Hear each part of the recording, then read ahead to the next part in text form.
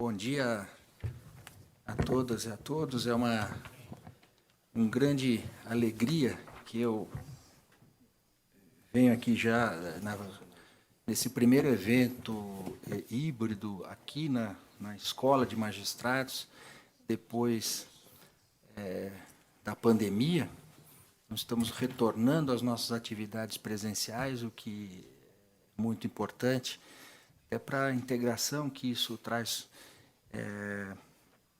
entre os colegas, e venho aqui para apresentar este evento que, para nós, é de grande importância. Eu quero, inicialmente, saudar o professor Matthew Stephenson, que e já fazer a sua apresentação. Ele é professor de Direito na Harvard Law School, onde leciona Direito Administrativo, Legislação e Regulamentação, Direito Anticorrupção e Economia Política do Direito Público. Sua pesquisa se concentra na aplicação da teoria política positiva ao direito público, particularmente nas áreas de procedimento administrativo, combate à corrupção, instituições judiciais e separação de poderes. Antes de ingressar no corpo docente da Harvard Law School, trabalhou para o juiz sênior Stephen Williams, no circuito do Distrito de Colômbia, e para o juiz Anthony Kennedy, da Suprema Corte dos Estados Unidos. Ele é PhD em Ciência Política pela Harvard University e Juris Doctor pela Harvard Law School. Autor de livros e inúmeros artigos jurídicos e tem o foco de pesquisa na luta anticorrupção. Professor, é uma honra para a nossa escola da magistratura, da Justiça Federal da Terceira Região, tê-lo aqui para ouvi-lo e, na verdade, ele fará uma apresentação breve, mas o maior interesse dele, mais do que expor, mais do que falar, ele gostaria de ouvir, de trocar experiências a respeito do tema da sua pesquisa, que é o combate à corrupção. Professor, nós temos aqui um público presente aqui, mas temos também dezenas de pessoas nos assistindo online e participarão também dos debates. Eu quero também apresentar o nosso interlocutor, não diria um debatedor, mas que nos trará também essa experiência do ponto de vista do exercício judicial, o meu querido amigo Fausto de Santos, que é meu colega de turma, antes de mais nada, colega de turma, não da turma, é colega de turma no tribunal, sim, mas é colega de turma de concurso. Nós somos do primeiro concurso da Justiça Federal da Terceira Região. Fausto, dando um retorno aqui, Marco. Fausto, como eu disse, juiz federal desde 1991, do primeiro concurso, atuou durante muito tempo na 6ª Vara Federal de São Paulo, especializada em crimes contra o sistema financeiro e lavagem de dinheiro. Foi ouvidor-geral da Justiça Federal, integrou o corpo diretivo da nossa escola, membro do Conselho Consultivo da American University Washington College of Law, para Programa de Estudos Judiciais e Legais Brasil e Estados Unidos, e tem aqui um longo currículo que ele pede para que não leia tudo, né? Mas todos conhecem Fausto, o que abrilhanta este evento. Então, quero saudar a doutora Marcele Ragazzoni, que é a presidente da nossa Associação dos Juízes Federais do Estado de São Paulo e Mato Grosso do Sul, que nos auxiliou muito na realização deste evento, e também o nosso querido colega, o juiz Marcelo Costenaro Cavalli, que fez o contato para nos brindar, trazendo o professor até a nossa escola. Marcelo, muito obrigado. E aqui faço uma propaganda. Marcelo acaba de lançar excelente livro sobre insider trading, que decorre da sua longa pesquisa sobre o tema e atuação prática. Eu recomendo esse livro para todos e todas. Então, eu saúdo os presentes e saúdo aqueles que nos assistem pelo Zoom, e conto com a participação de todos no evento. Assim, e antes de também, quero agradecer a todo o pessoal da EMAG e todos os que atuaram direta e indiretamente para que este evento se realizasse. Professor, então, sem mais, eu passo a palavra ao senhor para as suas considerações, e para que possamos, então, iniciar a nossa conversa. Muito obrigado.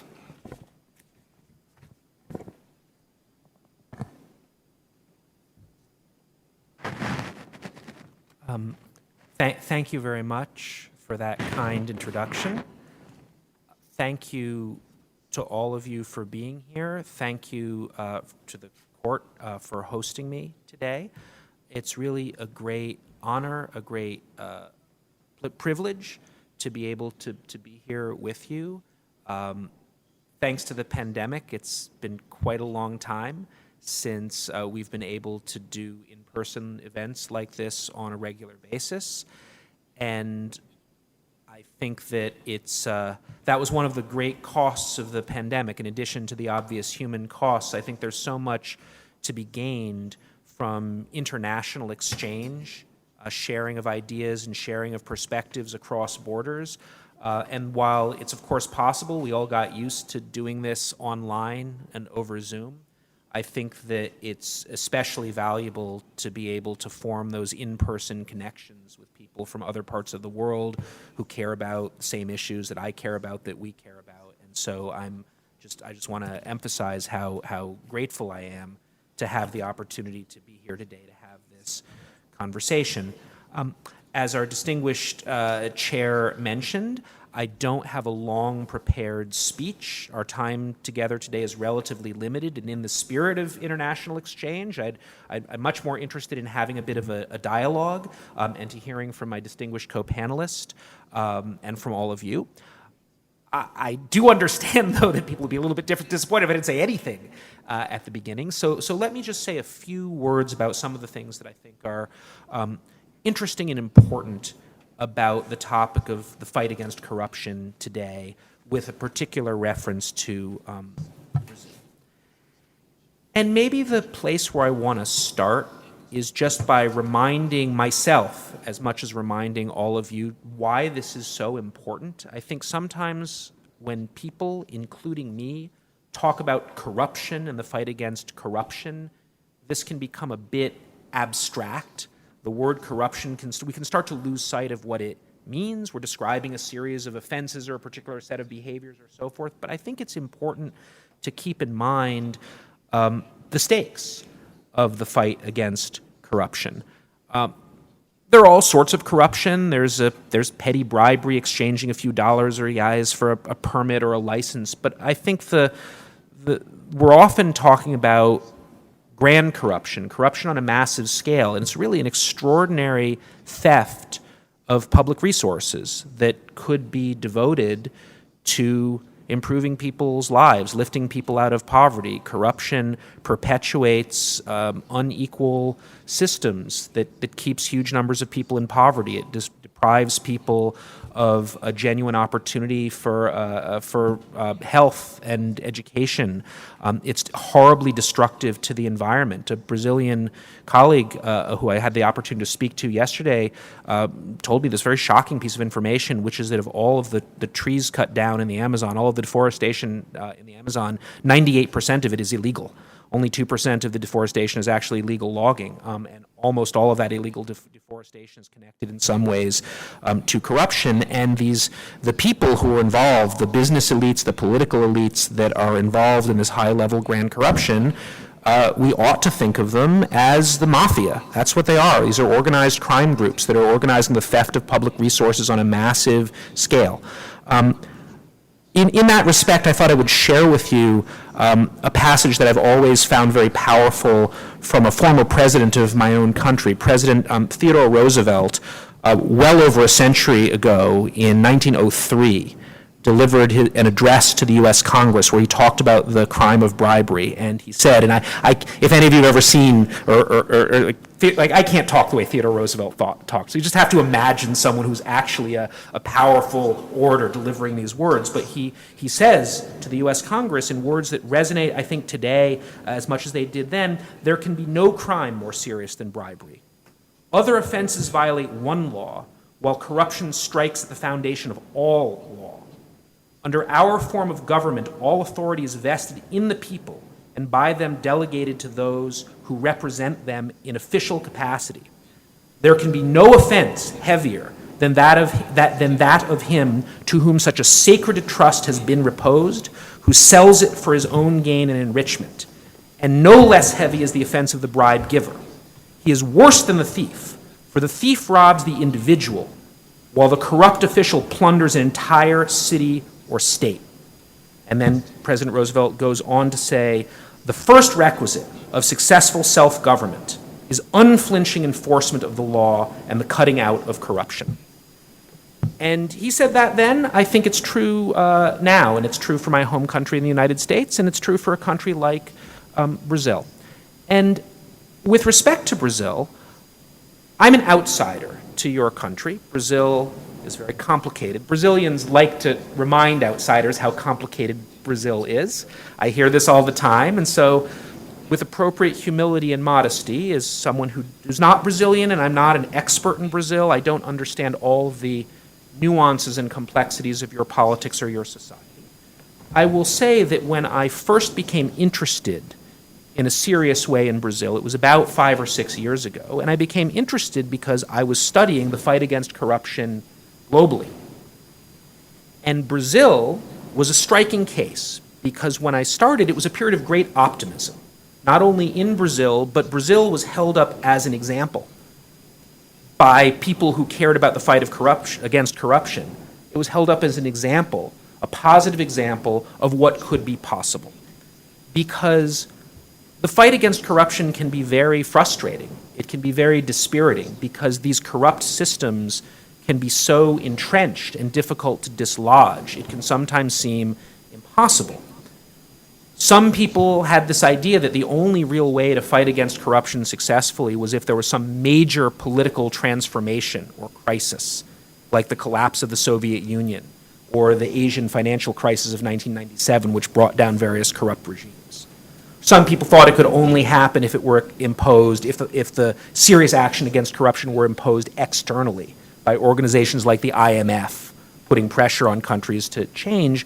And some people thought that it would be especially difficult for a democratic system to fight corruption effectively, that only a country that had power concentrated in a strong central figure like a Lee Kuan Yew in Singapore or a Xi Jinping in China could fight corruption effectively. And Brazil, at the time, was a great example to point to refute those ideas.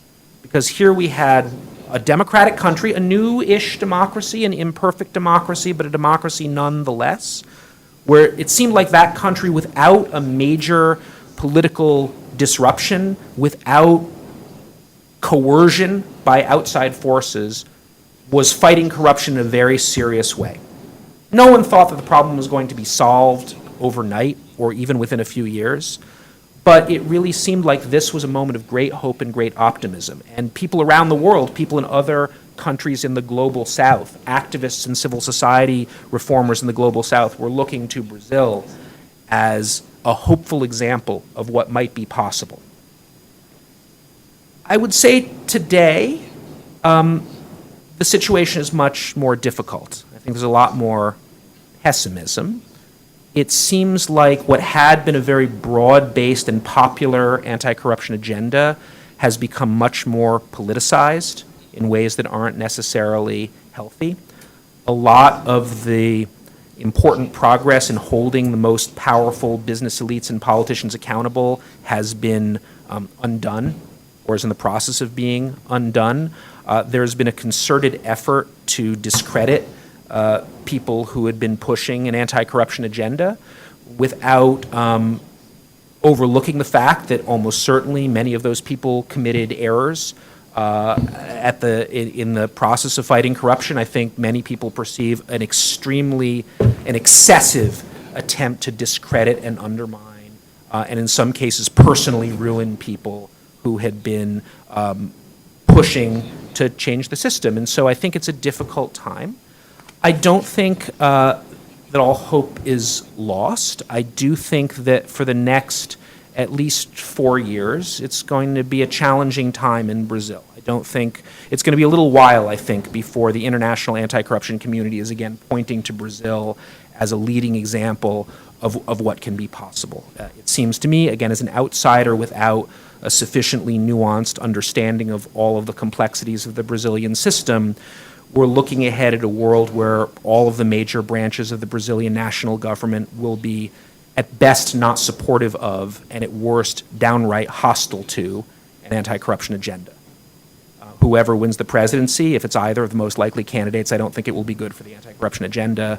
I don't think there's much hope in Congress, and I think there's been an evident quite a bit of hostility at the higher echelons of the judiciary towards that agenda. Nonetheless, again, I don't like to be too pessimistic or to lose hope. I think there are opportunities to move forward in Brazil and around the world. I'll say a little bit in a moment about where I think some of those opportunities might lie. I do think I want to maybe identify 4 areas that we might think of as places where there might be a need for reform. Maybe it's not possible now given the current political situation, but where I think it's important to think about how things can be improved with respect to Brazil's anti-corruption system or anti-corruption systems generally. The first has to do with substantive anti-corruption law, substantive laws against bribery and embezzlement and so forth. And again, I'm not going to try to elaborate in great detail about the particularities of Brazilian law. I'll leave that to the Brazilian experts. I'll just say in general terms, one of the challenges in fighting corruption, especially high-level corruption or corruption by sophisticated parties, is the difficulty of proving the offense. Of course, prosecutors always have to prove the offense. I care about fighting corruption, but I'm also deeply committed, as I imagine are all of you as judges, to the importance of constitutional and other legal protections for the rights of the accused and the presumption of innocence. These are vitally important safeguards in a system that purports to be based on the rule of law.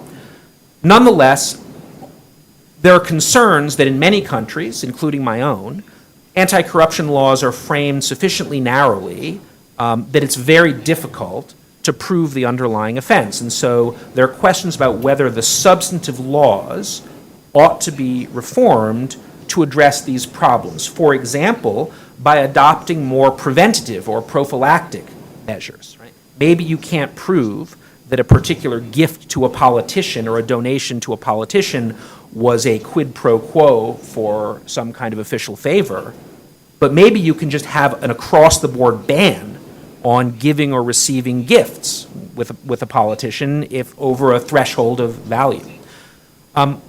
Maybe you can't, you can also try to adopt rules that target excessive wealth or illicit enrichment. These are very common in some countries. You can adopt systems that shift the burden of proof, that if your assets exceed the amount that you could legitimately acquire, then the burden shifts to demonstrate a legitimate source of assets. There are a variety of things that might be done with the substantive criminal law to make it more feasible for prosecutors to demonstrate or to prove beyond a reasonable doubt with all the appropriate safeguards in place that a crime has been committed, but that still protect and preserve the core rights of citizens, including those accused of crimes in the democratic system.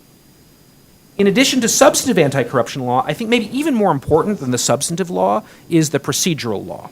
I know this has been an issue of major concern in Brazil. Again, especially speaking to an audience of Brazilian judges and other experts, I'm not going to start giving detailed recommendations about what ought to be done with Brazilian criminal procedure law. I will just say that one thing I have learned from many Brazilian friends and other experts is that there are significant concerns that while many procedural protections are designed to safeguard the rights of the accused are, of course, necessary and appropriate, the overall design of the system may make it particularly difficult to succeed in prosecuting those people who have the wealth, who have the resources, to take advantage of all of the mechanisms that exist for delaying, to an extraordinary extent, the conclusion of a criminal trial, coupled with my understanding is a set of statute of limitations rules that allows you effectively to, the American expression drawn from sports would be run out the clock, right, in a way that in other systems isn't possible because the statute of limitations only extends to the initial filing of criminal charges, and at that point you're done. Again, those accused of offenses should have the right to appeal. There's a question about how many times they should have the right to appeal. Those who are accused of these serious crimes need to have their rights safeguarded, but there are serious questions about whether the design of the system is such that it creates opportunities for wealthy or well-connected defendants that are not generally available. So I think there are important questions to be asked, and again, here I'm very interested in what other people have to say about whether the system of criminal procedure can or should be reformed such that we continue to preserve the essential protections for the accused without creating a system that creates a kind of de facto impunity for those who have the wherewithal to hire lawyers who can take advantage of every opportunity within the system. Third issue that I think it's worth thinking about is the design, the institutional design of the anti-corruption system. So the judiciary, the prosecutors, the investigators, the auditors, and so forth, we need to have them, but how are they set up? How do they relate to each other?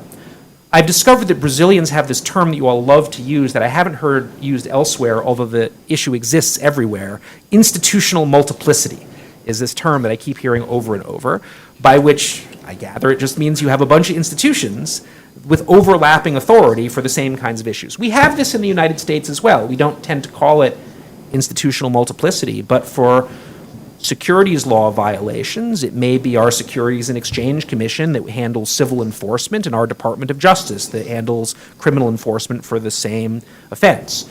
The United States, like Brazil, is a federal system, so there are certain offenses that may be both federal and state crimes.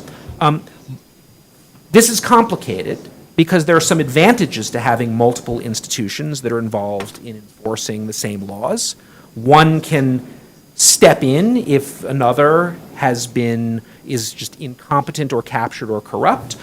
They can work together, combining their competencies and pooling their resources. There can be some healthy competition between different enforcers, so there are some advantages to having multiple bodies involved in anti-corruption. There are some disadvantages as well. However, there can be confusion or uncertainty about who ultimately is responsible. There can be a diffusion of accountability. There can be just difficulties of coordination that make it very difficult, for example, to reach settlements. So this is one important issue that I think we need to confront. I'm not actually sure, despite the fact that my Brazilian students and colleagues want to talk about institutional multiplicity all the time, that it's the most important issue with respect to institutional design. I think thinking about how to safeguard the independence and autonomy of these institutions to prevent their politicization or capture is more important. I think thinking about their incentives. What are the career incentives for a prosecutor? Do prosecutors have the incentive to vigorously pursue corruption cases, or do prosecutors actually have incentives to avoid anything that might be politically controversial if they care about their future career? So again, without going into too much detail, I think that thinking about some of these questions of the design of the overall set of institutions are also a really important part of an anti-corruption reform agenda.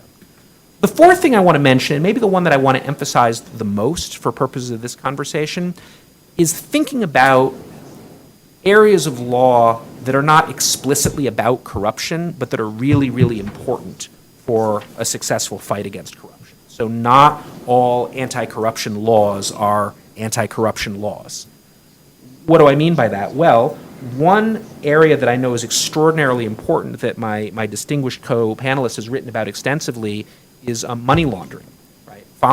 Figuring out tracing, identifying, freezing, seizing illicit assets. So the regulation of the financial system and other things that are not literally the financial system, but where people can move large amounts of money, like art markets, like cryptocurrency, like real estate. These things, how we regulate these things, is, I think, really important for fighting against grand corruption, because it's one thing to take a few reais in cash and hide them under your mattress, but if you're stealing hundreds of millions, you can't. No one has a mattress that big, right? So the money has to go somewhere. So very often, I think, how our legal systems target dirty money can be as important or even more important for the fight against grand corruption as the quality of our laws against bribery and embezzlement. Second thing that I think is really, really important that I want to highlight is the importance of having legal safeguards in place that protect those involved in exposing and going after corruption from retaliation. When you fight corruption, the corrupt fight back, and they fight dirty, and they try to ruin people. Sometimes people try to actually hurt or kill people. There are some cases, especially involving journalists, where people have been murdered because of their work in exposing corruption, especially ties between corrupt politicians and more traditional mafia or organized crime groups. Whistleblowers are often targeted. Journalists are often targeted. Journalists are targeted not only with physical retaliation, but even more commonly with lawsuits alleging defamation, for example. Even when those lawsuits are meritless, even when they're likely to be dismissed, they can impose enormous financial and psychological costs on their targets. And the people who are engaged in misconduct have figured this out. There's a phrase that's become popular in the United States and in parts of Western Europe. I'll give the English phrase and abbreviation. They call them strategic lawsuits against public participation, SLAPP, or SLAP suits.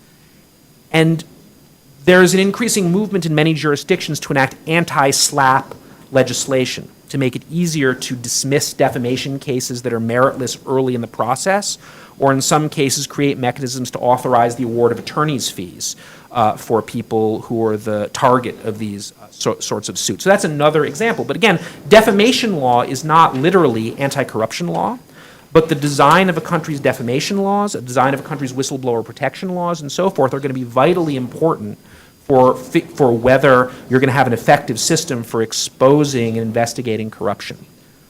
Laws on official immunity for prosecutors and, for that matter, judges might be really important as well. So the traditional doctrines of official immunity that prevent government officials from being sued in their personal capacity for things that they did in their official capacity exist in large part to prevent government officials from being deterred. Chilled is the language we often use in English, from doing their jobs. You don't want to make them overly cautious. Now, that doesn't mean there should be no accountability if, for example, a prosecutor oversteps the line and violates somebody's rights.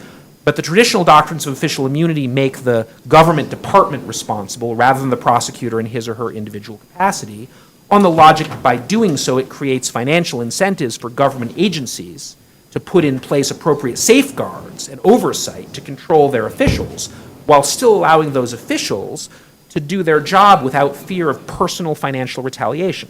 So the doctrines of official immunity are not anti-corruption laws, but they have important anti-corruption effects, because you can bet that if those laws are not sufficiently robust, then people who investigate, prosecute, engage in audits, do anything to target people who are believed to have engaged in corruption, whether or not they actually have, will be the subject of retaliatory actions. Political finance law, election law is another area. We're not directly about corruption, but absolutely crucial. Incentives to engage in corrupt activity are very much shaped by how the political system works and how election campaigns are financed. Corporate law, corporate governance law, another area that's really important. With respect to corporations, I'll also mention, I talked about money laundering a moment ago, but laws on corporate secrecy or legal entity secrecy. There was a big struggle in the United States, a huge legislative struggle that lasted years, to finally, at long last, require those who register limited liability companies or certain other legal entities to disclose to the government the human beings who actually own or control those entities. Right? And the U.S. doesn't even have a public register. It took a long time just to get information disclosed privately, but many people, many of the most engaged and knowledgeable anti-corruption activists in the United States recognized that sort of corporate transparency, company transparency, as absolutely vital for fighting corruption, especially grand corruption. So there's so much more that I could say about this. I'm already breaking the promise I made to you at the beginning and talking for much longer than I probably should have. I'll just close by saying a few things, as I said I would, about how to move forward when you're in a political environment and a legal environment that may not be so hospitable towards fighting corruption as maybe it was a few years ago. I think it's still possible to make progress. I think even if you can't go after the most powerful or influential politicians, continuing to go after lower level corruption, especially the most egregious cases, can be useful. I think that there's a lot that can be done to strengthen laws and strengthen institutions, especially those that aren't obviously about corruption and don't obviously implicate the interests of the most powerful people. And you can lay the groundwork for future action by legal reform now. You don't always have to jump up and shout about the anti-corruption implications of your legal reform. Sometimes it may be wiser not to do so, but to try to get the reforms in place so they can be used later. Somewhat in tension with that remark, I do think that for those who are in the activist community, doing a bit more to highlight the human costs and social consequences of corruption to keep the issue on the agenda would be useful, because again, especially when the issue has become so politicized and the fight against corruption has been so linked to support or opposition to particular parties or politicians, I think at that point it may be important to move away from that a bit or reconstruct the rhetoric of anti-corruption to remind people that this isn't about this scandal or this politician being bad or that party being untrustworthy. It really is about the fundamental human consequences, about deforestation, about poverty, about lack of access to health care, about the waste of taxpayer money and social resources. So I think doing things like that can keep the issue on the agenda even when it's not so popular. There's more one could say about this, but I do think, having now spoken for close to 25 minutes, it would be wise for me to shut up and listen to all of you. But I very much hope that we can have a bit of a dialogue and maybe engage in some conversation, because I'd be interested in what questions you have for me, and also maybe have the opportunity to ask some questions of some of you. So with that, I will subside. Thank you so much.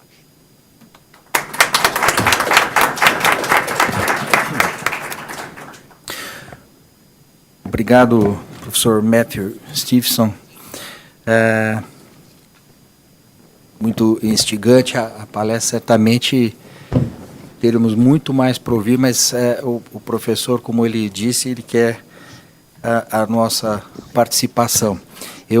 Antes de passar a palavra para o Fausto, eu quero fazer 2 registros. O primeiro, que haviam me pedido e eu me esqueci, que era o seguinte, de que quem precisar do aparelho de tradução simultânea para pegar lá atrás, mas agora eu vi que todos aqui estão muito bem de inglês, parabéns. E quero registrar aqui com muita alegria a presença física de alguns colegas, e destaco o meu querido amigo, também colega de curso, de concurso, André Nekachalov, desembargador na 5ª turma e também na nossa sessão criminal. O desembargador Flávio Lucas, do Rio de Janeiro, grande, estimado amigo, Renata Lotufo, Carolina Ayub, o Alessandro Afera, Renato Becho, Raecler, o Fernando ali atrás. É muito bom poder participar, né, Marcelo, de um evento na EMAG, vendo as pessoas aqui presentes. Isso é muito importante. O professor destacou vários aspectos aqui, eu não vou entrar neles, mas eu queria mencionar rapidamente que ele falou como o Brasil é um país complicado. É mesmo, é muito difícil explicar as coisas que acontecem aqui no Brasil. Eu até dizia um tempo atrás que se minha mãe perguntasse para mim como podia a Suprema Corte do Brasil, depois de 5 anos e de tantas coisas que aconteceram, dizer que uma determinada vara não tinha competência para julgar alguém, eu daria a ela como resposta nenhuma, eu ia mudar o assunto, porque é difícil de explicar. É difícil de explicar para nós aqui dentro da área jurídica, quanto mais para as pessoas que não são da área. Isso é muito complicado. E uma outra coisa dentre tantas que o senhor disse, a luta contra a corrupção é muito difícil também, porque quem está na corrupção fight dirty, joga sujo, e joga mesmo. Nós sabemos disso até por experiência própria, e eu me recordo aqui, e já vou passar a palavra, justamente porque o Fausto, aqui ao nosso lado, foi, como juiz da 6ª Vara Criminal de São Paulo, uma pessoa que sofreu na pele os ataques de quem se sentiu afetado pela disposição institucional de alterar aquele estado de coisas que a gente vivia no Brasil. Isso foi muito antes da Lava Jato. E eu me recordo, não é, Fausto, eu estava na vice-presidência da Associação dos Juízes Federais do Brasil à época, e nós lutamos muito lá, e acompanhei até o Fausto numa comissão parlamentar de inquérito que era ali, tudo estava sendo feito para desacreditá-lo, e a gente lutou ali para... Foram 9 horas de debate e eu ao lado do Fausto.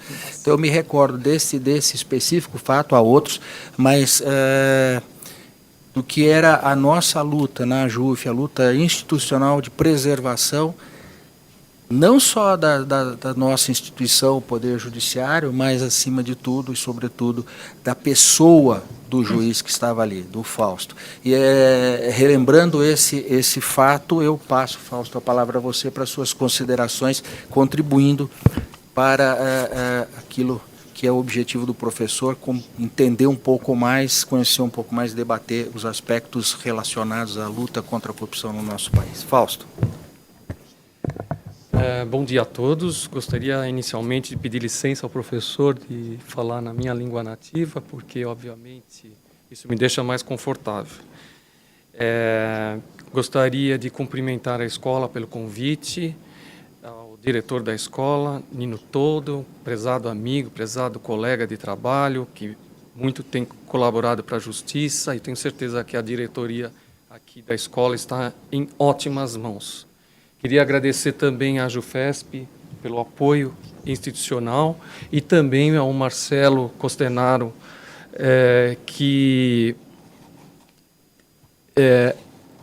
Cavalli, né? Faltou o último sobrenome. O Marcelo, ele trabalhou também na 6ª Vara, e eu tive o grande prazer de recebê-lo como juiz enquanto estava lá no 1º grau, e a admiração minha é muito grande por ele. É um ótimo profissional, ótima pessoa. Eu tenho certeza que ele contribui muito para a melhoria do nosso país, e fico contente de saber que nossas instituições têm pessoas de grande valor pessoal e profissional. E eu queria agradecer a plateia também, não poderia deixar, tem todas, eu conheço vários, eu queria nomear um a um, mas é impossível. Então, tomo as palavras do Nino, cumprimentando a todos, e na pessoa do Flávio, que veio aqui, é do Rio de Janeiro, está aqui, desembargador do TRF2, muito obrigado pela presença. Gostaria de, inicialmente, é uma responsabilidade falar depois de um professor de Harvard. Nós temos aqui como Harvard, aliás, o mundo tem Harvard como uma referência de excelência. E quando nós vamos falar depois de um professor de Harvard, preocupa. Mas faz parte, né? Vamos lá, vamos continuar. Esse tema de corrupção, eu achei no início que era uma palestra que eu fosse dar, mas, enfim, depois saí como debatedor, eu que entendi mal.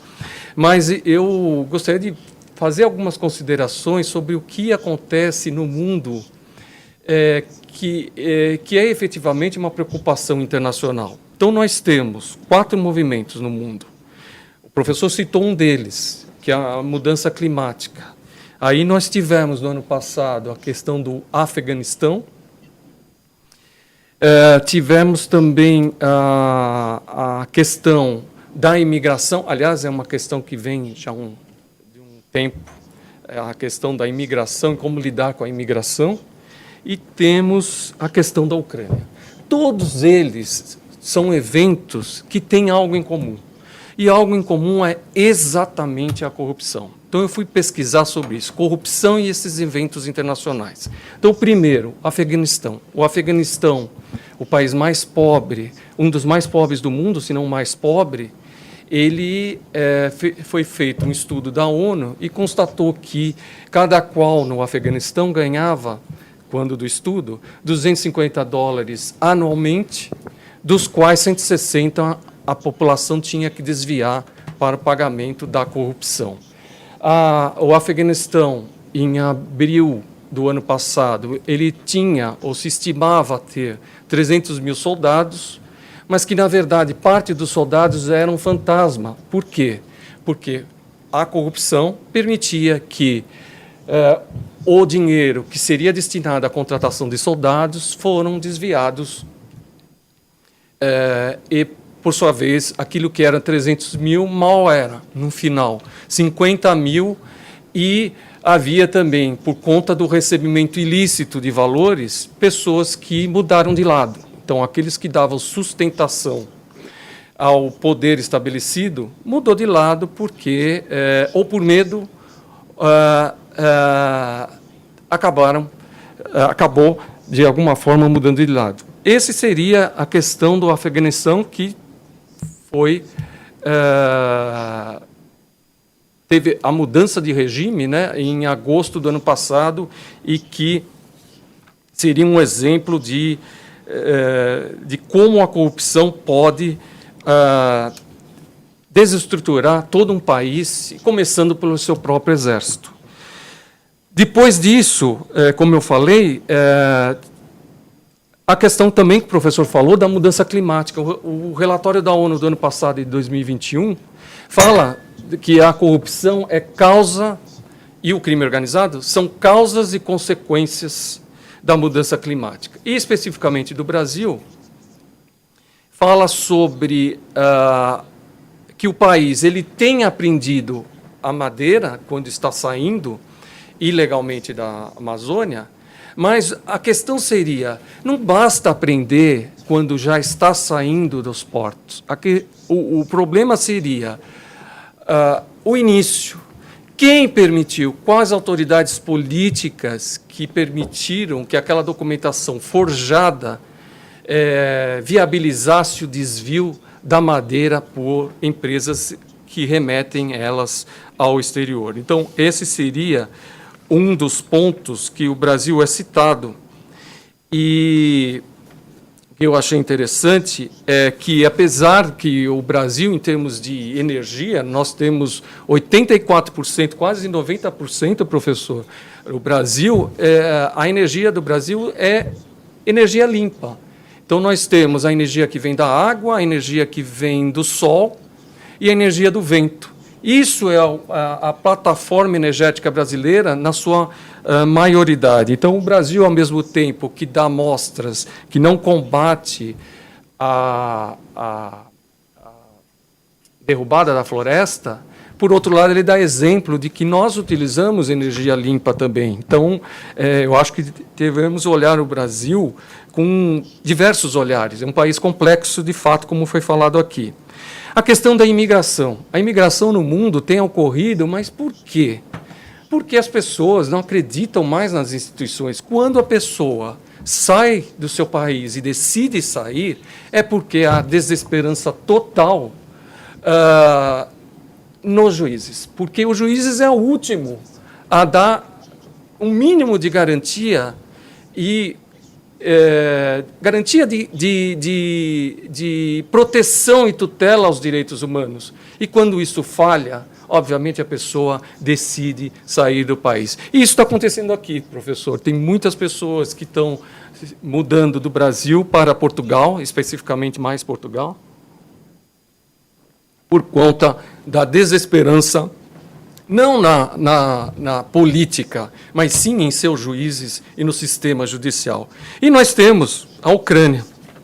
A Ucrânia, eu queria citar, porque é um exemplo de muitos exemplos. Primeiramente, é um dos países mais pobres da Europa, mas ele foi marcado pela corrupção. Então, o antigo presidente, o Viktor Yanukovych, ele foi tirado do poder a partir de manifestações que ocorreram em 2015, E as manifestações e protestos eram justamente por conta da corrupção, que ela é totalmente difusa na Ucrânia.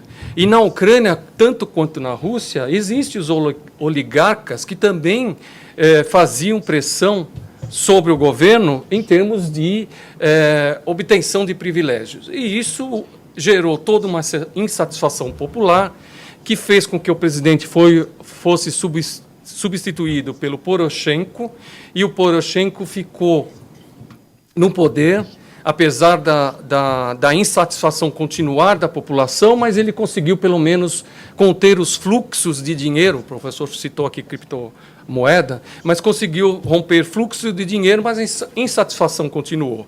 Até que veio o presidente Zelensky, eleito em 2019, com 73% da população o apoiando. E, abrindo um parênteses, né, gente, muitas pessoas tentam diminuir o presidente Volodymyr Zelensky no sentido de afirmar que ele não passaria de um comediante, mas não. O presidente da Ucrânia, ele se formou em Direito pela Universidade Nacional de Kiev. E é uma universidade prestigiada na Ucrânia e é prestigiada na Europa. Então, não se trata só apenas, e para diminuir a figura de um presidente, falar-se em presidente que gosta de aparecer e tudo mais. Então, ele tem um suporte da população muito grande. E um dos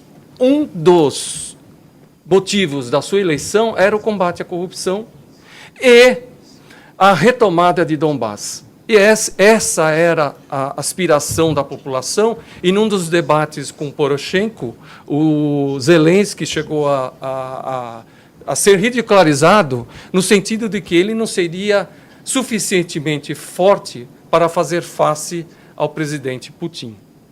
E o presidente Putin? O presidente Putin, por outro lado, aparece no Panama Papers, Pandora Papers, Paradise Papers, como aquele que, por meio de offshores, tem...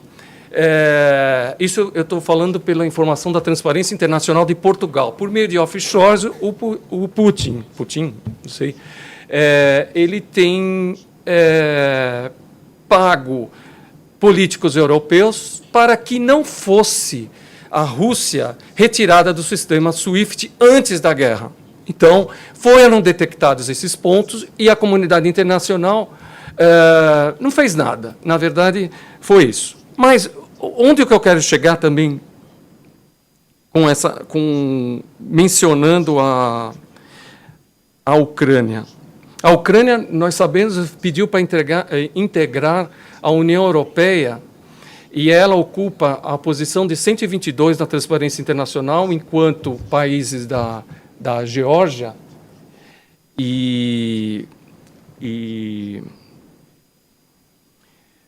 Geórgia e eu não me lembro qual que é o outro país. Achei aqui na minha... E Bulgária, perdão, Geórgia e Moldávia, eles também fizeram o mesmo pleito. Só que a única questão que diferencia esses países é que a Geórgia ocupa a posição de 45 na Transparência Internacional, e ela ocupa uma posição muito superior a alguns países da União Europeia que estão abaixo dela. E a resistência sempre existiu à Ucrânia por conta da corrupção. Então, enquanto não existir instituições firmes, independentes e democráticas, não seria possível o ingresso à União Europeia, apesar de que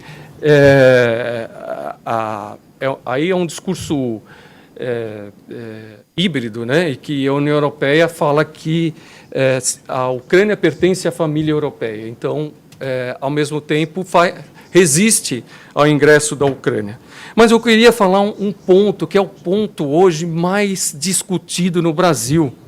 Talvez em alguns países, como os Estados Unidos, mas no Brasil o que tem se discutido é a questão da opinião pública. A opinião pública, ela assusta. A opinião pública hoje, ela não é ocupada mais em praças públicas. a opinião pública ocupa as plataformas digitais, a internet, as mídias sociais. E tolher a manifestação da opinião pública é uma maneira de perpetuação no poder. Agora,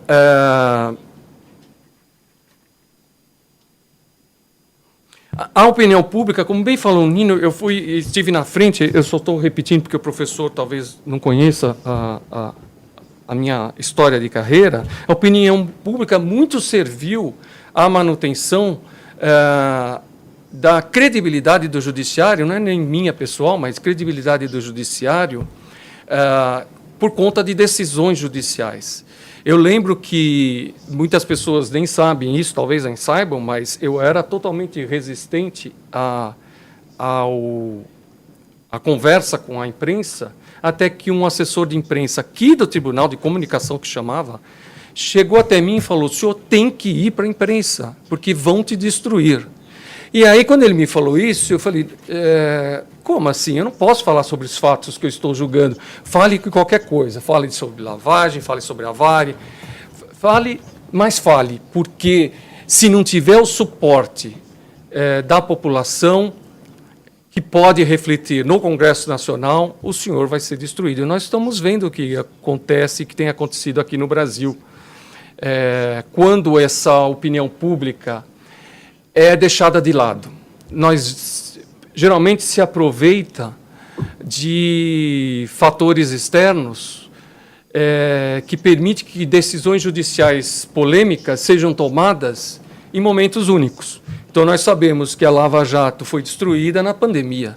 Isso é um fato, quando toda a população estava desarticulada, preocupada com a sua vida pessoal. Era isso a preocupação de cada um, sobrevivência. E ninguém mais podia fazer nada a não ser cuidar da sua segurança, usando máscaras ou seja o que for, tomando vacina e tudo mais. Mas a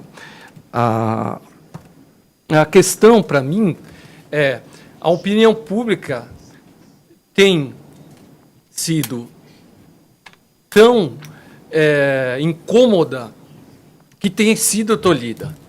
Só que, por vezes, nós vemos, por outro lado, e aí eu ia entrar num ponto também delicado, que é a população encontraria-se resignada, ou por medo, ou por descrença nas instituições, porque hoje a população está resignada com relação ao combate, ou, finalmente, por uma questão cultural, ou seja, a corrupção ela é tolerada.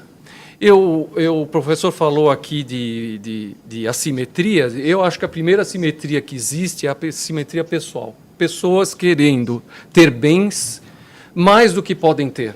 Então, essa é é a mente das pessoas, a questão cultural. Como lidar com a corrupção num país em que a corrupção é sistêmica e, por vezes, é interpretada como jeitinho, como traduzir isso, né? Uma maneira de se comportar com o brasileiro. Cortesia. Essa talvez seria a cortesia, recebimento de pequenos presentes, como falou o professor, seria o suficiente para justificar a corrupção? Então, a resposta minha é sempre não. Uma vez, dando palestra em Washington, um professor me falaram que eu deveria falar como deve se comportar uma empresa estrangeira num país, claro que não falava do Brasil, mas obviamente era dirigido ao nosso país, um país em que a corrupção é sistêmica. E aí a minha resposta foi, professor, faça como muitos colegas juízes e uma parte ordeira da população fazem. Fique em frente ao ônibus. Existe uma máxima que fala, a corrupção você pode entrar no ônibus e achar legal. A corrupção seria um ônibus. Você entra no ônibus, acha bacana, você fica do lado, finge que lá não acontece, ou fica em frente do ônibus. Então, a minha resposta, porque me pegou de surpresa, eu falei, vamos ficar na frente do ônibus. Nem que o ônibus não seja inibido, mas, no mínimo, pode ser reduzida a sua velocidade. Foi o que eu respondi na época, até tinha lido um texto em estrangeiros a respeito.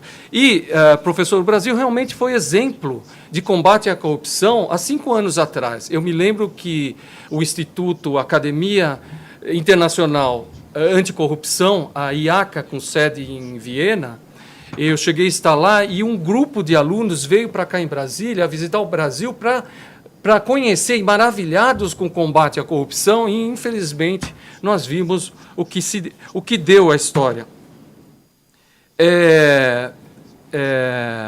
O professor falou muito bem bom, não cabe o professor falou, eu concordo com tudo que o professor falou, mas eu queria fazer um exemplo para o professor. O professor citou como uma das sugestões uma lei que pune o enriquecimento ilícito. O enriquecimento ilícito no Brasil foi sugerido ação civil de extinção de domínio pela ENCLA, eu fiz parte. A meta de 2005 era criar legislação de perda do domínio e também o enriquecimento ilícito. Em 2011 foi feita uma ação. Deixa eu explicar, professor. Talvez o senhor desconheça, mas no Brasil existe uma estratégia nacional de combate à corrupção e à lavagem de dinheiro, que são 70 órgãos públicos e alguns privados que se reúnem para sugerir o aperfeiçoamento institucional, legislativo, executivo e judiciário. E a meta de 2005 se transformou na ação de 2011, e a ação de 2011 também era ação civil de extinção de domínio. O que aconteceu até hoje? Nada. Foi feito projeto, está no Congresso Nacional, não há nem mais força para pedir a aprovação desse projeto.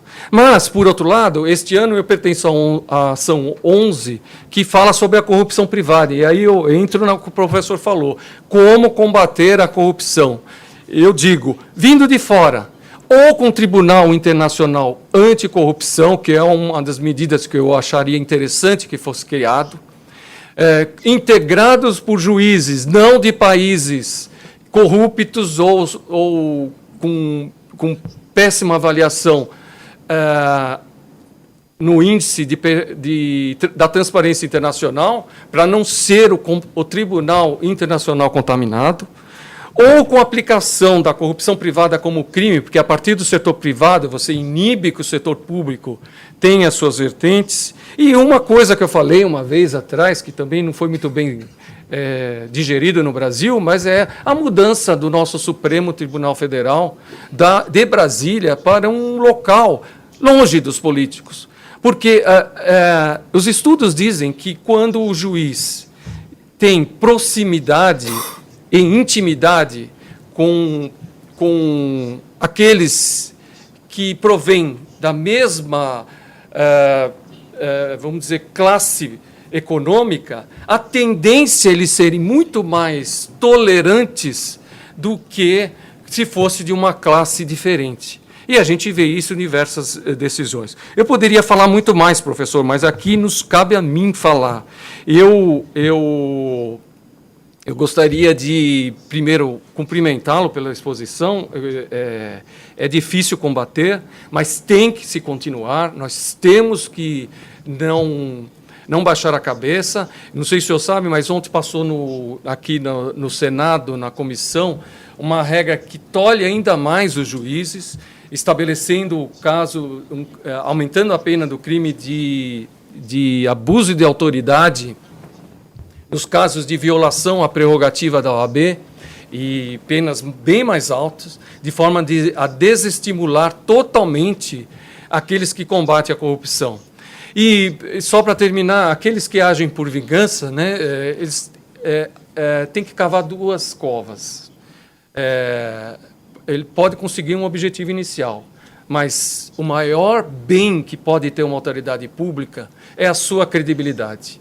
E a credibilidade não pode ser arranhada, principalmente quando vem do exemplo de cima, quando vem do exemplo do não exemplo de cima. que está acontecendo no país. Mas, com isso, professor, eu queria deixar aberta para o senhor também fazer colocações que o senhor fica à vontade a partir daquilo que eu falei. E também a plateia fica à vontade para fazer suas perguntas. Muito obrigado.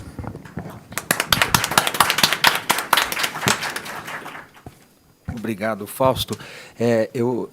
Antes de continuar, professor, o senhor gostaria de ouvir mais algumas perguntas, algumas considerações antes de se manifestar? O senhor gostaria de já falar sobre o que disse o juiz Fausto? E depois ouvimos. I'd be delighted to wait and maybe hear some more questions. I'll just quickly thank Fausto for. Sorry. I'll just thank Fausto for those terrific and engaging remarks. Everything you said strikes me as right and important, and I really appreciate it. But yes, I think I've already spoken enough, so I'd really like to hear from other people up here, other people on the floor. Eu indago assim, eu antes até de passar a palavra, gostaria até de anotar para que o senhor também possa fazer alguma consideração. Eu penso aqui, o senhor na sua fala falou da multiplicidade institucional, no combate à corrupção. Esse realmente é um problema sério que se passa por aqui, porque existem vários órgãos encarregados com competência para tratar de assuntos relacionados à corrupção. Ministério Federal, Controladoria Geral da União, Advocacia Geral da União, e todos querem ser protagonistas. E isso acaba gerando algumas confusões. Acordos que são feitos entre empresas e esses órgãos depois não são, um não reconhece o que foi feito com o outro. Há problemas dessa natureza que dificultam o combate à corrupção e vêm, por vezes, ser invalidados no próprio âmbito do Poder Judiciário. Acordos que o Ministério Público fez, especificamente no caso da Lava Jato, hoje são contestados no Judiciário e há decisões que se invalidaram, e isso causa, penso eu, um descrédito geral a respeito do que foi feito e de que, na ideia popular, como foi mencionado aqui, a opinião pública, de que nada acontece e os poderosos sempre se safam do problema. Eu até teria algumas considerações para fazer sobre o que o Fausto disse, mas eu não vou fazer. Eu indago da Marcele se gostaria de fazer alguma observação, e depois o próprio Marcelo, e aí também nós temos dezenas de pessoas assistindo pelo Zoom. Gostaria de também que enviassem para nós as suas manifestações para consideração do professor e da plateia aqui presente. Marcele. Obrigada, Nino. Professor, o senhor havia comentado anteriormente, antes de iniciar o evento, que em alguns países esse movimento anticorrupção foi decorrente de fatores externos, por exemplo, organismos internacionais, como ocorreu na Ásia, o senhor tinha mencionado, e que o Brasil chegou a ser admirado porque foi um movimento interno, né? Começou aqui, dentro do nosso país. E acabou que a gente viu no que resultou, né? O senhor acha que a origem dessa pressão, a origem desse movimento afeta o resultado? Ou seja, que se talvez quando vem de fora a chance é maior de ser bem-sucedido, e aqui isso não ocorreu por conta da origem do movimento?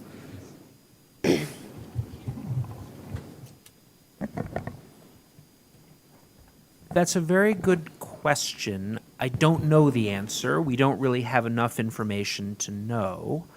What I will say, though, is that a widespread view was that when anti-corruption reforms or good governance reforms more broadly are driven primarily by outside pressure without a lot of internal domestic support, that they often are not very effective.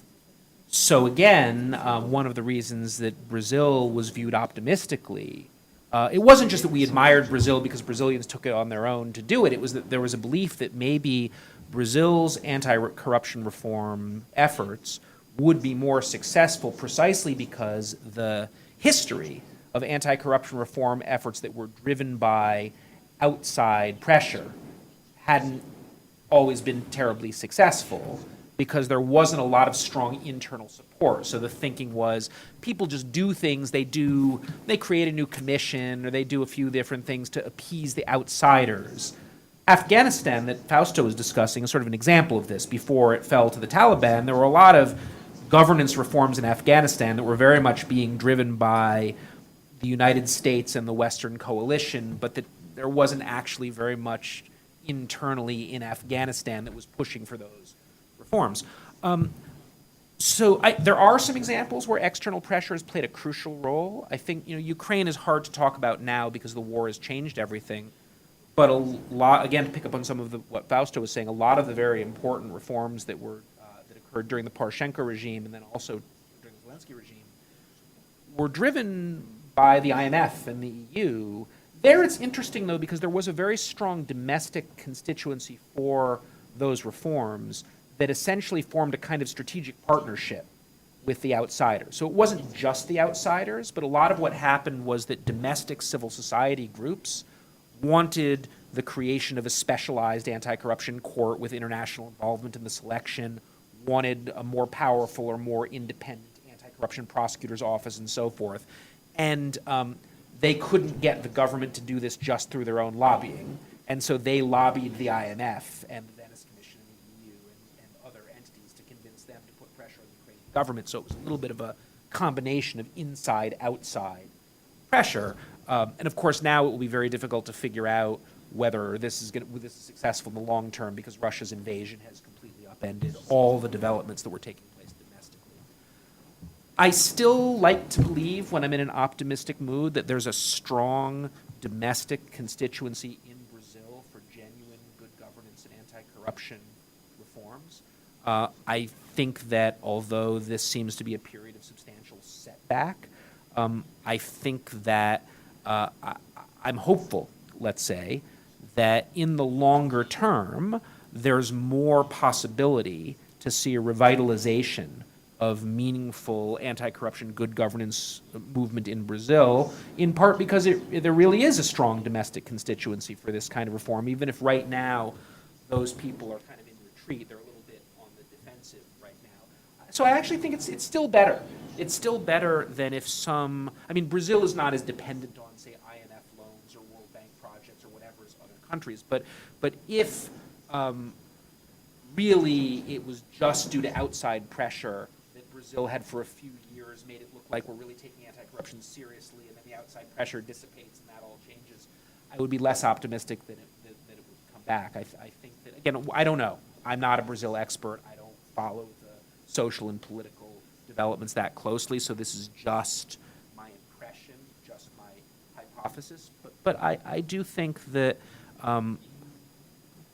the fact that there is a strong domestic constituency in Brazil for genuine governance reforms across the political spectrum is encouraging, and that's one of the reasons that I'm hopeful that even though the next 4 years are probably going to be pretty bad for the agenda, maybe 15 years from now things will look different and much better. Só gostaria de acrescentar só uma coisinha, o professor citou e eu esqueci de mencionar. Essa reforma que foi feita por Poroshenko era uma reforma anticorrupção e ela seria uma das condições para o ingresso da Ucrânia na União Europeia. Essa reforma foi considerada inconstitucional pelo Tribunal Constitucional de lá, algo que é considerado absurdo pela própria ONG ucraniana. Existe uma ONG em favor das reformas que foi justamente para apoiar essas reformas. Só queria fazer esse adendo para veja como o sistema, às vezes, ele é totalmente comprometido de tudo aquilo que é corrupção. Muito bem. Agora, eu estou olhando aqui para... Nós temos ainda algum tempo até o final da sessão. Eu vou passar a palavra rapidamente para o Renato Becho, em seguida o Alessandro. Eles fazem as duas observações. O Renato Becho é juiz federal. Sim. Também é juiz federal, professor. E aí, o Parece que chegou também uma pergunta vinda do pessoal da internet, aí eu vou também passar ao professor e ele faz a sua consideração. Renato. Bom dia a todos. Cumprimento e agradeço por esse excelente evento. O professor abriu a oportunidade para conversarmos, acho que, sobre outras áreas. E a minha área é tributário, taxation, tax law. E tem efeitos dos acordos de delação premiada, que eu acredito que os Estados Unidos tenham um histórico muito importante de conhecimento e que é novo no Brasil. Então, eu não sei se o professor teria condições de compartilhar conosco algumas informações. Por exemplo, empresas que fizeram acordos de delação premiada podem, nos Estados Unidos, descontar a corrupção feita, os valores de corrupção, da base de cálculo dos seus tributos? Porque é uma discussão que está acontecendo aqui no Brasil hoje. Né? Se precisar que eu auxilie na tradução, né, é só me apontar. E uma outra questão, pessoas que fazem acordo de delação premiada e vão ficar com uma parte do dinheiro objeto da corrupção. Eles serão tributados ou não? Parece que o professor não está conseguindo. Não? No, I lost. I think the translation cut out. I didn't get any of that. There is a lot of things about taxation and corruption. Okay. And how is the experience in the United States from agora acordos de delação premiada in English? Matthew. Marcelo? Matthew, I think I can do the translation. Então, acordos de delação premiada, as pessoas jurídicas podem, nos Estados Unidos, descontar do imposto de renda esses valores que elas informaram ao governo que pagaram por corrupção. Elas podem colocar na sua contabilidade e podem não pagar, ou pagar menos tributo, porque está descontando a corrupção. E as pessoas que fazem acordos de delação premiada, se o valor que remanesce com elas, se nos Estados Unidos está sujeito à tributação ou não. Essas são questões que atualmente no Brasil estão sendo enfrentadas. Muito obrigado. Alessandro. Será que o professor não quer responder? I can try. Even with the translation, I didn't really understand the question. One sounded like you were asking if companies can deduct their bribe payments from their taxes. Yes. No. That's an Okay. easy one. No, I mean, But in what rational world? People talk about But- how before the 1990s, some European countries allowed foreign, not domestic bribery, foreign bribe payments to be deducted. My understanding is that didn't really happen very much in practice, because if you did it, you would be admitting that you violated a foreign country's laws. So it was a little bit embarrassing that on the books you looked like you could. It was never a big deal, and no, you can't. Okay. No, I mean, is that really an issue in Brazil? Do companies say, like, we want to be able to deduct our bribe payments from our taxes? Actually, yes. Odebrecht, a big company that was involved in Lava Jato, is discussing if they can deduct federal tax with the bribery. It's With the an payments issue. that they acknowledge were bribe payments. They don't try to disguise them as like these were consulting expenses. They say these were bribe payments, Yeah. and we would like to deduct them from our taxes. And Okay. There's any person in Brazil other than the Odebrecht people who take this seriously as a legitimate Yeah. possibility? But this is a case here. This is in an administrative tribunal nowadays, but it will come for our jurisdiction. I want to be very careful about not, in some kind of arrogant way, dismissing Okay. an argument that's taken seriously in another country's legal system that I don't know well. So I will just say that if in the United States a company or anyone else proposed the idea that bribe payments the company had been made, which the company acknowledges or at least doesn't dispute, where bribe payments could be deductible from their taxes, they would be laughed out of the room. Okay. It would be considered an argument too stupid to even make in an academic journal, let alone a courtroom. But that's the United States. Like, again, maybe it's different. Maybe I don't understand. That strikes me as in less context, that would just seem ridiculous. Okay. On the bit about bargaining, again, I didn't, unfortunately, I think you were asking a very complicated Então, question, and I didn't quite grasp it through translation. So what's I the- don't know how is acordo de delação premiada in English. Bargain? Plea bargain. Okay. I know what plea bargain Okay, is. bargain. What's the tax question? Plea bargain. Some people remain huge money in this bargaining, this deal, and the question is, they are subject to taxation. This is a huge problem because the prescription time limit to tax, and they need to pay tax for this part of the money that the government accept that they will remain or yeah. not. So again, I am not an expert tax lawyer.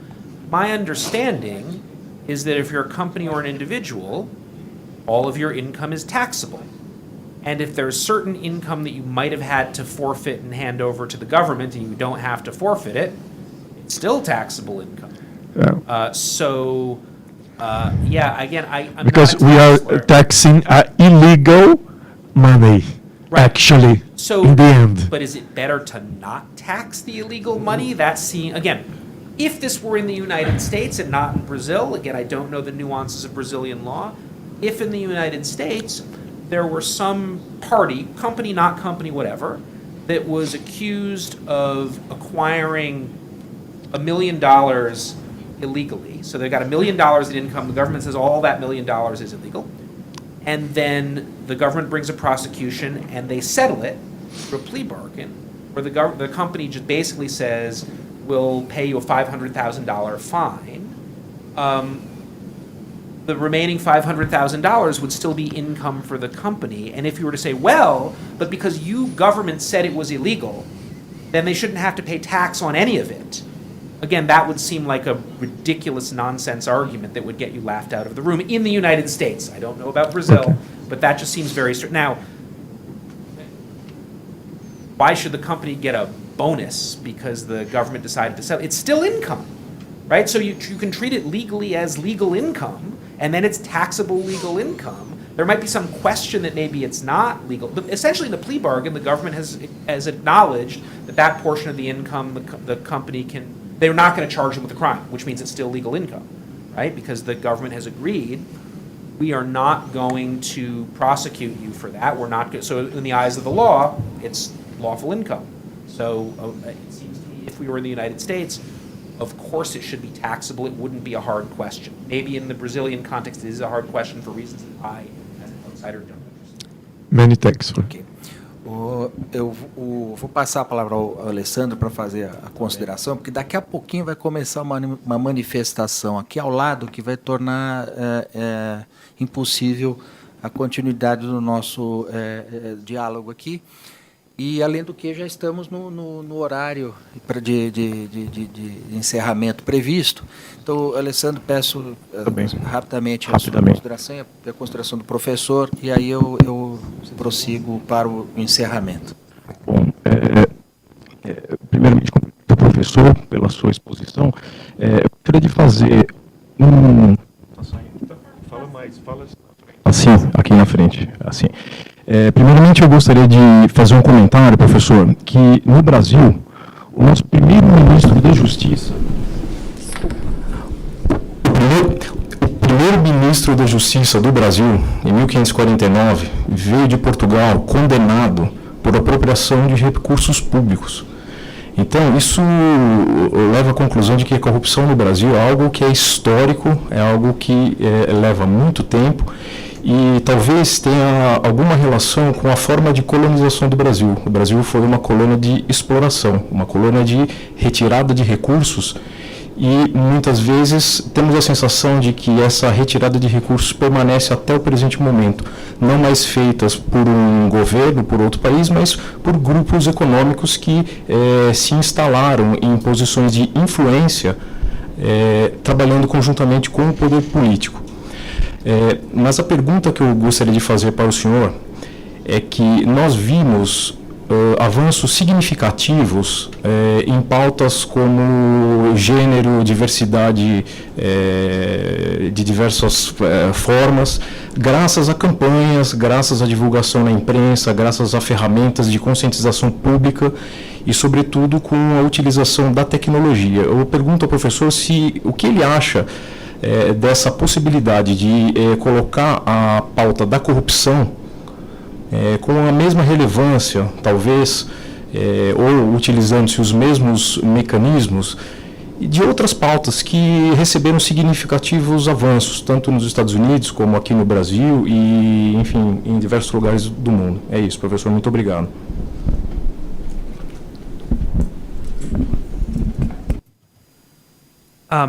So first answering your question, and if I have time, saying a little bit about some of the things that you said at the beginning.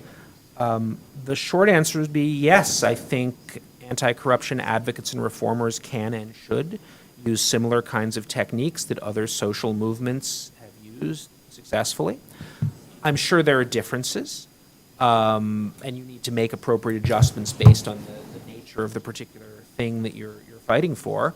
But a lot of the techniques that are useful elsewhere would be useful here. And you've seen that in Brazil and in other countries. So you mentioned some of the things, but I think the ability to articulate compelling narratives is something really important. I mean, people like me, I'm a professor, I like data and statistics and empirics and so forth, but I think successful campaigns often need a narrative, need a story, need heroes and villains, need to reach people at an emotional level, which is, again, something sometimes people like me struggle with a little bit because we're more about logic and rationality, but I think that's vital. But I think to have a successful mass movement, being able to tap into the emotional content and the human dimension is really important. I think being sophisticated about using media is really important. I don't want to exaggerate the importance of things like social media because traditional media is still really important. But figuring out how to reach people, really important. Figuring out how to form coalitions, and maybe with partners that are not the people that would be your natural partners, can be really valuable. I think that one of the things that I got out of some very interesting conversations with some anti-corruption campaigners in the U.S. who worked on our corporate transparency laws was that they reached out to a diverse set of groups to get their support. So, the finance community, often not on the right side of a lot of these social change issues, but the people pushing for corporate transparency managed to convince the American Banking Association that greater transparency was in their interests. And they got those people to lobby politicians. And that was really effective. So, sometimes business groups will be your adversaries if you are an anti-corruption campaigner. But sometimes on certain issues, you can form a strategic alliance with those groups, and it's important to do that. Sometimes you can form an alliance with other kinds of groups. So highlighting the extent to which, as both Fausto and I mentioned, that issues of corruption are connected to change, issues of climate change, for example, might allow anti-corruption campaigners to form common cause with climate justice activists. Cultivating good relations with the media, who can get your story out there is really important. So I think there's a whole range of things that people can and should do to try to move these agendas forward. I don't want to say it's always the same. I think fighting for racial justice and fighting for environmental protection and fighting for anti-corruption are different in some respects, and you can't just use the strategy that worked over here and move it over there. But in broad terms, absolutely, I think these movements can and should learn from each other. In terms, you started out by making some historical comments with which I want to agree, but also caution against exaggeration. So the point of agreement is that I think all countries, all systems, all people are informed by their history. And I'm sure that the shape of corruption and anti-corruption in Brazil today and Brazilian politics is influenced by Brazil's long history. And things would be, if things were different 500 years ago, they would probably be different today. At the same time, and I don't want to put words in your mouth, I'm not saying you were saying this, but I think we need to be very cautious, all of us, about exaggerating the influence of what happened centuries ago or cultural heritage or things like that on what happens today. I think there's a danger of a kind of historical or cultural determinism and a danger of looking at the way things are today and telling stories about how this was kind of inevitable from the get-go. And again, I don't think you were saying that, but since you invoke these historical ideas, and I've heard this from Brazilian friends and others, some whom, unlike you, really do emphasize this more deterministic view of Brazilian culture, Brazilian history, I want to push against that. And one way I want to push against that, and I know we're about to end because there are going to be some people shouting outside, is I've done some research in the last few years about the history of my own country, the United States, and there's still corruption in the United States, but there was a lot of corruption in the United States at its founding and throughout the 19th century and into the early 20th century. And it would be, if we took our time machine back to 1850 and looked at the United States, you might think, well, they just inherited a sort of culture of corruption or tradition of corruption and it's just going to last forever. If you look at a country today like Sweden, which often gets very high marks on those indexes that Fausto was talking about. If you look back at 1900, Sweden looks like a very corrupt society in many ways. A lot of people think, well, the Nordic countries are just different from Portugal or South America, and they imagine that 600 years ago they were being governed with a great deal of integrity, but it's just not true. Things changed. And things change because people change them. So I'm a believer in context and historical evolution and economic factors and all this stuff, but all of that provides the context for human beings, individually and collectively, to make the change. So, and I'll connect this to the latter thing you said, your question. Absolutely, to make these changes, the people who care about these issues need to act, and they need to figure out what needs to be changed, and figure out what tools will be effective in those kinds of changes. And then, maybe 50 years from now, you'll look back at what the first Brazilian Minister of Justice did and say, wow, those were the bad old days. Things look totally different now. It looks like, the same way in Sweden in 2022, they'll look back at reports of corruption in 1830 or whatever and be like, I think I said 1900 before, I meant 1800. Back at 1800 and go like, wow, that was wild how crazy things were then. Thank God that the system is better now than it used to be. Muito bem, eu quero, já encaminhando para o encerramento, quero, em primeiro lugar, agradecer muito a presença do professor Matthew Stephenson conosco nesta manhã e dizer que esse tema vai ser objeto de outros cursos aqui na Escola de Magistrados e porque o que foi mencionado aqui, eu diria, professor, que isso aqui foi um aperitivo, para que a gente possa fomentar o debate, aprofundar o debate, e já fica aqui, desde já, viu, Marcelo, também, o convite para que o senhor volte a tratar deste tema e de outros conosco, se não presencialmente, por videoconferência, organizaremos um curso, e aí já fica aqui de público o convite para que o senhor participe e nos traga elementos de reflexão.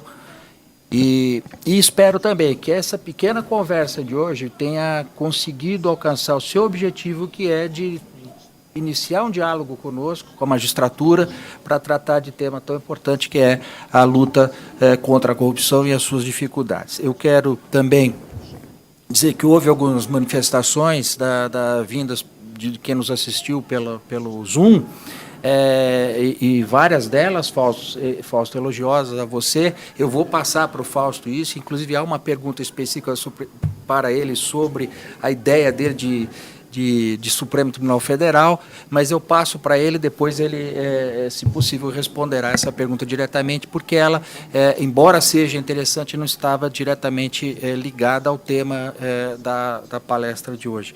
Gostaria apenas de destacar uma mensagem que foi encaminhada pelo Walter, e eu vou ler aqui, porque acho que ela é bastante interessante, reflete um pensamento geral, e que é o seguinte, eu abro aspas: parabéns ao palestrante convidado, mas fiquei especialmente muito feliz com a manifestação de nossos juízes, pois vivemos tempos muito complicados e sombrios.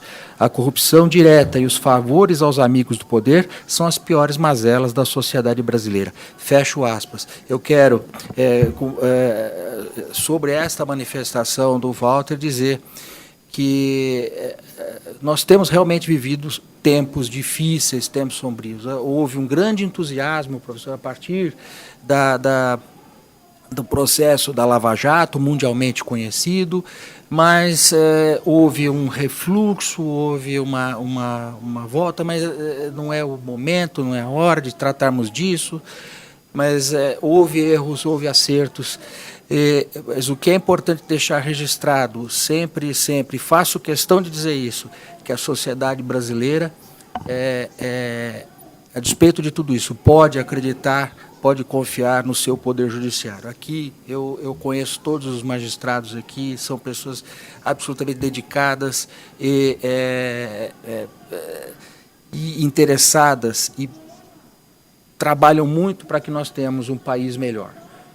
E é isso que nós esperamos. As instituições, eu gosto de deixar uma coisa sempre clara também, Fausto, que é o seguinte: o papel do juiz não é de combate à criminalidade, porque nós temos um dever de garantir as garantias dos direitos fundamentais previstos na Constituição da República. E isso nós temos feito e vamos fazer sempre. O Fausto, como disse no início da minha fala, passou momentos difíceis, mas está aqui firme e forte trabalhando nisso, e isso é o que nós devemos sempre ressaltar. A luta, professor, para uma melhora institucional continua e continuará. Mas, enfim, com estas palavras, se eu entusiasmar, eu começo a falar demais. Então, já estou na hora de cortar, a Renata já está me dando cartão amarelo ali. Então, com essas palavras, professor, mais uma vez, agradecendo muito a sua presença, eu declaro encerrada esta sessão. E muito obrigado a todos, a JuFesp pela ajuda na tradução e ao pessoal da tradução que trabalhou muito aí para que esse evento fosse um sucesso. Muito obrigado.